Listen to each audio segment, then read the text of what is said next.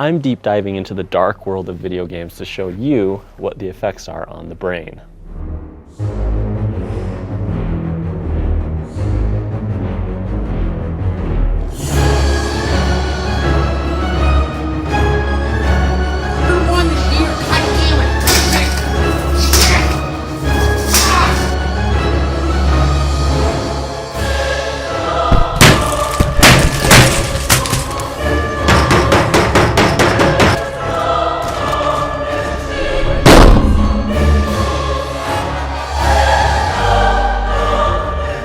Gaming disorder as a mental health condition. ABC's.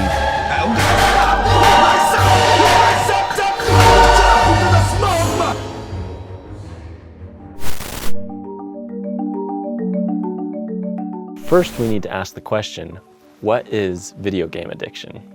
Video game addiction, also known as gaming disorder, is characterized as a persistent and recurrent use of video games which leads to significant impairment or distress in various areas of life such as personal, family, social, educational, or occupational areas. It's considered an impulse control disorder and is characterized by excessive or compulsive use of video games to the point where it interferes with daily activities. Basically, gaming takes over your life. Research shows both pros and cons to gaming, so this is an unbiased look at the benefits as well as the drawbacks that come from playing video games. It's somewhat difficult to interview someone who is currently dealing with video game addiction, so I asked my friend Logan, a recovering video game addict, to be interviewed. How many hours did you end up playing on League of Legends? After about 11 years of playing, it's been a couple thousand hours. When I picture my dream life with my beautiful wife and my soon-to-be baby boy, I have the courage to do what needs to be done to become one step closer to being a true man. Yeah, it's a long time, dude. I don't even want to calculate how many days that is, but it's a lot of days of just pure 24-hour period days just gone, you know? Gaming is on the rise. There are 3 billion gamers across the globe, and that number is projected to keep climbing. It's hard when looking at statistics like this because it clearly says 48% of gamers are women. However, you look at the types of games that they're playing, and it's really hard to see Candy Crush as something that can be as detrimental to your mind as something like a first-person shooter or an action RPG, a MOBA, something where you're stuck playing this game and there's no real end to it. It's so hard to explain, but there's a difference. There's a difference between just casually playing a game on your phone for a little bit and zoning into something, a type of game where you forget about real life. Something didn't sit right with me about these articles. Are women truly as into gaming as men? Even though this research was staring me right in the face, my gut was telling me that it can't be true. I had to investigate.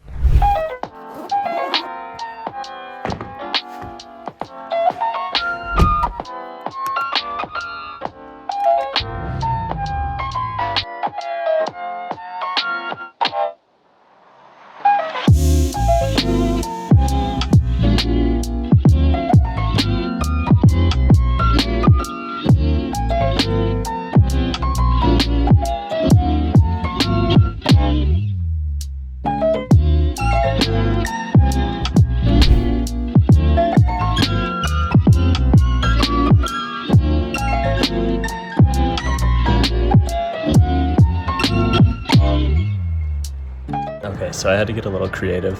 I moved this bench over to this wall. You can see GameStop over there. We're filming this entrance. But yeah, we'll see. We're about 3 minutes in to this hour recording, and we'll see how many people go into the store.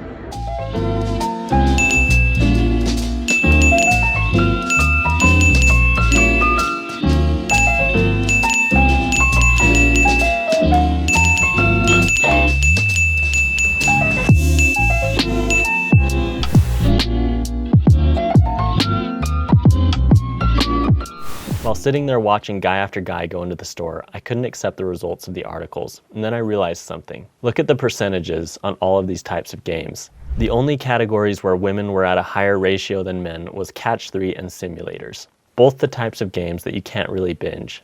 And there was the answer. If you can't binge, then you can't be addicted. So the question has to be asked, Is gaming addiction primarily an issue among males? I found this really interesting statistic about gaming disorder or gaming addiction. 94% of all gaming addicts are male, which totally makes sense. While researching more and more statistics, I started realizing something troubling. There's a big problem with research. You can find research to back up pretty much any argument that you decide to have, which is why it's so important to not have any biases when looking for answers. This is also a very sensitive subject for a lot of people, and it makes sense since almost everyone in the industrialized world is involved. A new study has revealed internet gaming addictions could be affecting especially with boys. It's called Fortnite. 125 million players around the world hooked. 8 to 10 hours a day. Can now play with and against other players around the world in huge make-believe online environments. Video games at all from Monday to Thursday. And on Friday, Saturday, and Sunday, play is limited to 1 hour a day. And now I can play online, which means I can play against anyone in the world. Despite the fact that it's hard to trust studies, let's just look at some of the potential pros to playing games. It can be a fun pastime with friends or family if done innocently. There's evidence that puzzle-based games can help with cognitive development, and even evidence that playing really intense and violent shooter-type games can make you better at shooting in real life. Soldiers in war often fare better if they've spent a significant amount of time shooting behind a screen. Many people even build businesses based on their gaming, and some make quite a bit of money. Now let's look at potential cons. People who game excessively often develop social anxiety, depression, general anxiety, and can struggle a lot with having a normal attention span. On top of this, gaming is inherently addictive. I can't actually think of any positives that came from playing League. I mean, I would never say anything racially charged in real life or cuss words or sexist or anything. And I got banned on multiple accounts for all of those things. So I can honestly say I didn't have anything good come from it. It was just wasted time, past time. As with anything we spend our time on, we have to ask ourselves, what are the potential drawbacks? How do we define whether or not something is good for us? There's an opportunity cost to everything that we do, so we have to look at the benefits as well as the drawbacks. Health, charisma, relationships, status, wealth, intellect, spirituality. Would you sacrifice relationships for cognitive development? What if there was a detrimental effect to every single one of these? At what point do the pros and cons outweigh each other? The problem with games is that they're incredibly fun. And video games are a real problem. They're a real problem. You know why? Because they're fun. Addictive. And you don't, yeah, well, I have a real problem with them. And you do them and they're real exciting, but you don't get anywhere. Right. It's like you could do like martial arts, right? You could learn jujitsu. You get obsessed by jujitsu, and then 3 years later, you're like an elite jujitsu athlete. You're entering in competitions. You're a purple belt. You're moving up. Yeah, you're doing well. Right. You're thinking like, I might be able to open my own school one day. You got confidence. Yeah, if I have 100 students and those 100 students are paying me X amount of dollars per month, I can make a living. Or you could just be playing video games. 3 years later, you could be that same kid just playing video games, waiting for the next Xbox game to come out, and you're gonna waste your time. In my own life, I've kind of fallen in and out of ruts with video games, and especially I played a lot as a teenager when I was living in Ukraine with my family. I wouldn't personally say that I was ever addicted, but there have definitely been times when I've spent too much time on playing video games. And I think a lot of people can say that. Video game addiction isn't the norm. But just like binging TV shows on Netflix, a lot of people can say that they spend too much time on video games. Logan and I have discussed the pros and cons of gaming at length for the last 1.5 years that we've known each other. He actually already made a video about his divorce from League of Legends, one of the most popular and toxic games ever made.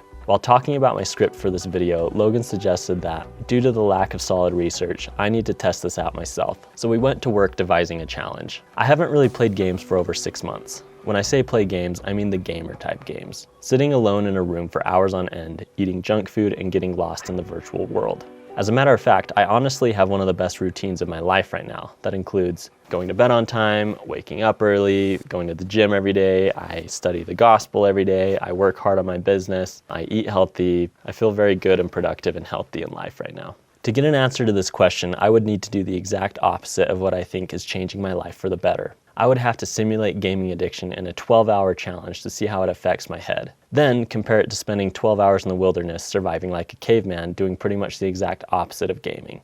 Is this all in my head? Can I keep growing and building my business if I go back to video games? What will be the effects on my mind if I take one day and live like a binging addicted gamer? And can I survive in the cold, snowy wilderness of Utah with nothing but a hatchet, a saw, and the subpar company of Logan, who reluctantly agreed to help me film this?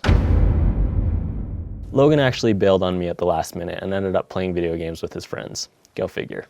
All right, I am taking off to go into the woods. I have no idea what to expect. I've never solo camped before, and the last time I camped during the winter was probably over 15 years ago when I was a teenager. So this should be fun, you know, in its own way, I guess. I am a little nervous, but I think this will be really good for me. It'll be a challenge. I think it's healthy to get into nature. So here's to a good, fun trip. Fueling up right now. Got about 2 hours until the sun goes down, so I better find camp fast.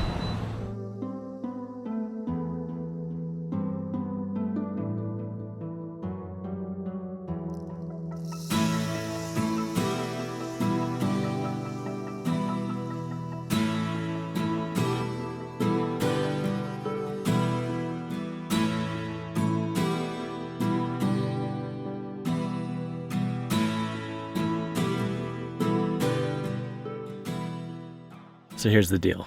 The road's blocked off. I don't think this is an official spot where you can camp, but it is now almost 4:30, which means we've got an hour of daylight left.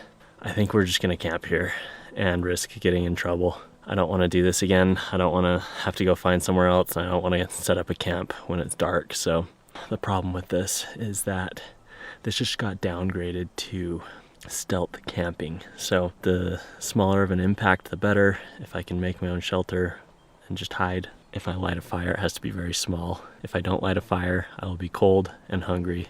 It means no dinner. So hopefully this goes well.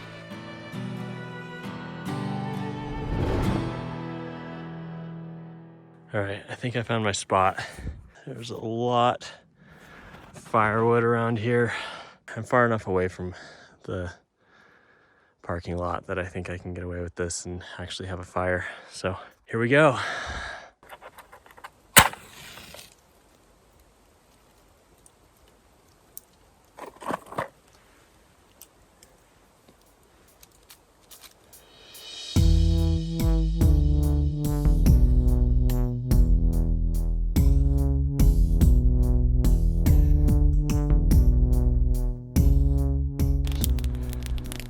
All right, this is my little hobo camp. Now what I gotta do is try to keep the fire small, probably a little smaller than that, so that no one notices that I'm up here. It's probably okay, but you never know. I need to somehow turn that into a shelter with my limited experience. And then I need to cook dinner down there. Yeah, should be good. It's beautiful up here. The snow is so crisp. It's blue when you get underneath it, like what you see in Antarctica, which you definitely don't see down in Utah Valley where I live. I'm just gonna start time-lapsing, building my camp. It's gonna get darker and darker. The sun is setting right now, so I'm gonna get out the headlamp soon.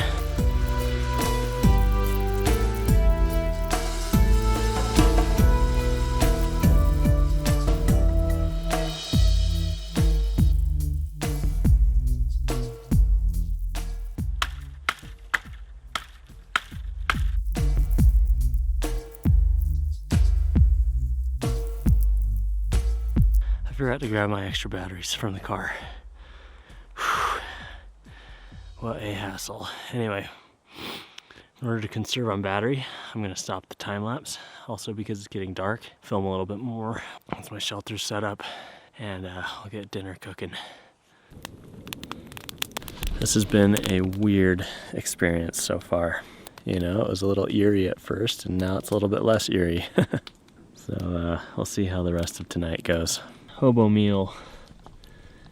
That's going in the fire. It's gonna be nice.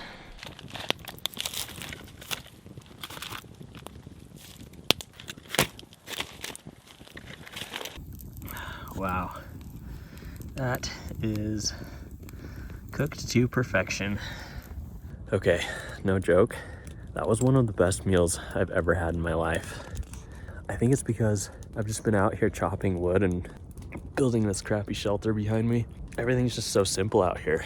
I really felt like I needed that protein in that meal and the fat in it. And I mean, I can't even think of a meal that I've had that tasted better than that. So yeah, check out this fire. I went down to check on my car. I ran into this guy who said that apparently we're not allowed to park here overnight. So I think I'm gonna cut my losses. I've been here for 6 hours. I feel like it was a good learning experience. Obviously not the 12 hours that I was hoping for, but I also really don't want to wake up cold in the morning with my car having been towed. So yeah, I guess you do what you can. I will say though, that would have been a very crappy sleep. This little number that I created is not the prettiest shelter in the world. And that bed, super lumpy. So disappointed, obviously, that I'm not staying here overnight, but grateful that I don't have to sleep or try to sleep right there.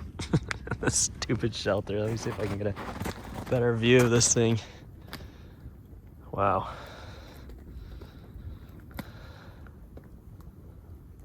That was a bust. It's been a little over 6 hours. I will say I feel good right now. I just spent the last 5 hours chopping wood and building a shelter, building a fire, making a really delicious meal. It was good. It was a lot of fun. A little unfortunate that I didn't complete the challenge though. The survival challenge was honestly way more fun than I thought it would be. I'm sure it would have entered into miserable territory if I had actually spent the night, but I can honestly say that I had fun hiking through the snow, building a shelter, chopping wood for my fire, making dinner, and spending time in nature by myself. Maybe sometime in the future I'll have to try something similar and actually complete the challenge. Once I got back, it was time to try the gaming challenge. The game that I'll be playing is The Sims 4. There are multiple reasons for this. One, I need a game that's somewhat fun, but that I'd get tired of easily to simulate gaming addiction, meaning wanting to stop but not being able to. Two, there aren't very many games on Mac, so this is pretty much my only option. That's pretty much it. The challenge started out as I predicted. It was fun to create my little avatar of myself, and I decided not to stop there. I created my brother Jordan, who is my roommate in real life as well as in the game. Logan also lived down the street. My little mini-me worked away improving himself, building skills, developing relationships, and living a good life. I felt happy as my little sim thrived in the virtual environment. I even tried to get into a new relationship with someone who suspiciously resembled a lost love in real life. As the hours dragged on, my mental state got worse and worse. I realized that Jordan was bugging me. Logan kept stopping by, and I just wanted to be alone. The girl I was trying to date rejected me hard, and that made things worse. The more progress my sim made, the more depressed I got about my own life. I started to feel like Dwight when he gets consumed by Second Life as he escapes the reality of his own breakup. His little guy here, he's created his own world. It's called Second Life for those people who want to be removed even further from reality. This game just wasn't doing it for me. I got discouraged realizing that I failed both challenges. I can't make it in the wild or as an incel, so where is my place on this earth? Then I started to realize that the people that I was trying to be like were pretty unimpressive, and I remembered that I'm actually very happy with who I am, and I felt better. My test went beyond what my initial predictions thought would happen. It seemed so clear to me that if nothing else, the cons far outweigh the pros when talking video games. There's this fascinating TED Talk by game quitters where Cam Adair, Adar, I'm not sure how to pronounce his name, shares his personal story of gaming addiction. Not knowing what else to do, I decided to quit cold turkey. And after a few months, I learned key lessons that led to major breakthroughs in my recovery. I'll link this video down below. In the video, he talks about the reasons that people turn to video games. Escape. We're not happy with our own lives, so we try to have a happier life in a virtual world. A world that we have more control over. A world where things make sense, and we're not punished for no reason, like often happens in real life. Socializing. In an increasingly technologically isolated world, it's easy to socialize with friends while playing a game. This can be both good and bad.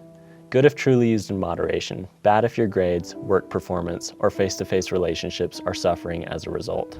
Fake progress. This one is scary because of how real it is. Progress in real life is slow and is supposed to be that way. We as human beings are driven by progress. In video games, progress happens often 1,000 times faster than in real life. As was the case with my sim experiment, I felt dopamine every time my sim got a promotion or entered into a relationship. It was a really empty feeling afterwards though when I'd pull myself out of it and see that the progress wasn't real. An antidote to boredom. This one I added myself. It's so easy to just turn to video games anytime we don't have anything to do. There are other things like this as well, like binge watching a TV show, for example. Everywhere I turn, I seem to be able to see the negative effects that gaming can have on the brain, and the solution is coughed out at every turn. Moderation truly is the key. It's such a simple and stupid solution. It's like saying moderation is the key to alcoholism, or overeating, smoking, doing drugs, watching porn, or anything else addictive. There's a very big problem with this solution, and it's that it doesn't take into account the addictive nature of the human brain. While scrolling through the comments of this TED Talk, I realized something fascinating. The comments were overwhelmingly positive, with everyone saying they're proud of Cam for quitting, and sharing their own stories related to video game addiction. One comment stuck out to me most of all. My husband of 5 years has played video games without moderation his whole life. He had to quit cold turkey because his obsession ruined many parts of our lives. But he still has the itch, and now he becomes obsessive about any hobby he picks up. We've tried many different solutions and nothing seems to work. He hates his mind and everyone just says, use moderation. But they don't understand the addictive nature of the brain. I wish there were more help out there for this. I see him suffer and it's like an invisible withdrawal symptom, and he can't find relief. He's doing his best, but man, it's the hardest thing we've been through.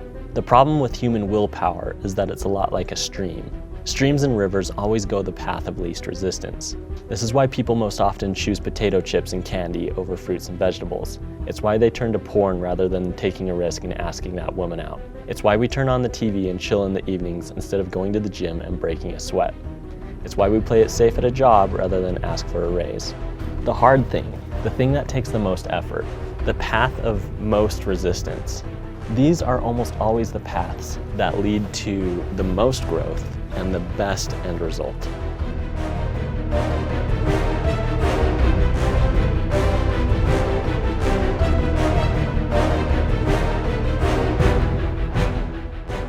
In a sense, I'm glad that this video has taken so long to produce because I was ready to make up my mind about video games. The conclusion that I had originally come to was that video games are not bad for you as long as you can moderate.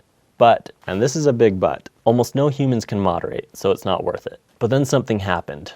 I went on a date with this girl who despised video games. She told me all about how they're a waste of time and they'll never have a place in her home in the future as she builds a family. Then, that very night, after we parted ways, her little brothers invited her over to see the new Harry Potter game. On our second date, she couldn't stop talking about how cool this game is and how she really wants to get an Xbox now so that she can play it. How could a woman go so quickly from absolutely hating video games to wanting them so badly in such a short amount of time? It was literally overnight. The answer is that she had never been presented the right offer. Previously, when she saw video games, she hated them and lost respect for the gamer because she just saw violent shooters that literally had no appeal to her. In the same way that I gag and lose respect for people who watch The Bachelor and get consumed by fake stuff that I think is stupid. It's all about the offer. Historically, programmers have primarily been men, so as a result, the majority of video games have been made and designed for men. That's why we see so many popular shooters and violent or competitive games that prey on our desire for advancement and achievements. The Sims, on the other hand, is created with a completely different goal. It's a very non-violent video game that lets you enjoy social interactions and create your ideal world for your mini-me. I got bored very quickly with this and tried as hard as possible to extract any kind of violence I could out of the game to appeal to my brain that's wired to enjoy that stuff. Not to be all morbid, but men are definitely wired to enjoy violence in movies and video games more than women. As soon as this girl I went out with saw a game that appealed to her, the staunch opinion that she had held so tightly vanished immediately. Suddenly it wasn't dumb and it looked like a really good pastime. I was curious after witnessing this transformation, so I went and talked to my sister, who also doesn't care for video games and never has. I presented a scenario to her. Imagine a game that's in VR and super realistic. You're in the world of Pride and Prejudice. You get to pick your outfits and go to balls, socialize with the elite, and make choices on which rich guys you allow to court you. Before I even finished painting the picture, she said, "Oh my gosh, that sounds so fun, I would totally play that." It was a perfect example of finding the right offer to change the opinion of someone who isn't interested in video games to become a fan. This alone wasn't enough to change the conclusion of my journey though. We still haven't dissected one last phenomenon. I call it the Henry Cavill dilemma. Typically when we think of gamers, we have gross images of skeletal or obese men in their basements with neckbeards. We don't think of 2018's GQ Man of the Year. A guy who has a net worth of $40 million, is the literal face of Superman, has a beautiful girlfriend, and got down to 3% body fat for a single scene of Man of Steel to show off his 8-pack abs. Henry Cavill is the epitome of a manly man. The women love him, he's ambitious, humble, shredded, and he loves video games. In a recent interview with Josh Horowitz, he admitted to potentially playing more than 4 hours a day. How much time have you been carving out for your gaming life? A lot for those who don't game. Just 4 hours a day, nothing. Yeah, I mean, maybe more. He has even said that raiding in World of Warcraft has caused him to be late to auditions. If he can do it, anyone can. And therein lies the problem. So are video games good or bad for you? I would have to say that it's pretty hard to prove that they're good for you. Yes, there is research on the subject, but what are the opportunity costs? The facts are, however, that video games can be addictive. More and more people are getting into gaming. Most research on the topic is biased, and gaming can become a vice very easily. The solution really is moderation, so you have to ask yourself, do I have the willpower to moderate, and is my life where I want it to be? I can't confidently say that video games are bad, but I will say a very high percentage of people who play games do not have the ability to moderate themselves, and that is the problem that definitely holds them back. And if you use Henry Cavill as an excuse to play for over 4 hours a day, take a look at yourself and ask the difficult questions. Do I deserve to play this much if I'm not shredded, worth $40 million, have a beautiful woman in my life, and constantly working hard on improving myself? I know I can't say that, and that's why I'm going to try really hard to moderate myself while I build a life that I can be proud of. If you enjoyed this video, go ahead and check out this other video I made all about my frustrations with modern influencers. You'll like that one as well.